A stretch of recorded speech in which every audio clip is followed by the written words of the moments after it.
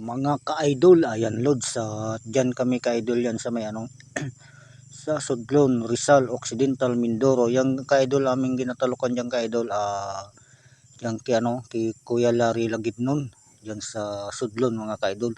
Kakadungka ko lang yan ka-idol, mga alas 9. Tapos nag-video ako dyan ka-idol, yan ang papuntang Sudlon ka-idol. Inikot ko yung camera dyan, tapos yun, medyo nag-apa o medyo nagtila na yung lalim ka-idol ng tubig dyan sa may sa may sapa. Ito naman ka-idol, yung papuntang San Pedro.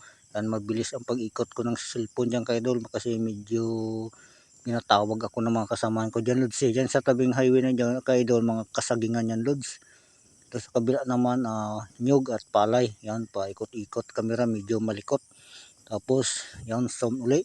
Yun sa dulo ka-idol, yung mga kasama ko, bali 20 kami dyan ka-idol. Isakto alas 12 namin yan lods na tapos.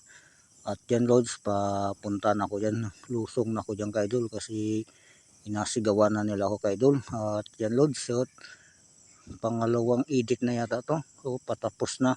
Ito na ay gamirindahan na kami pala dyan ka-idol.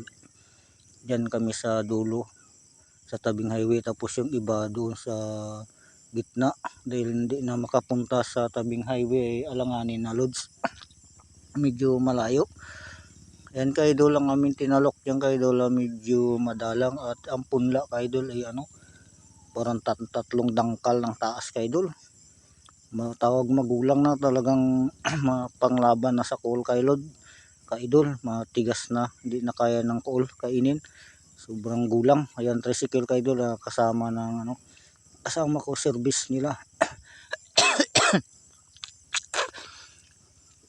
Kati na lalamunan ko ka-idol, wala na, panay na to, bawat salita may kasama ubo. Sige lang. Kain na naman kasi ka-idol ng kami ng tawag dito ng sampalok. Dapat sampalok, medyo tanggal sa ng kati yun pero baligtad.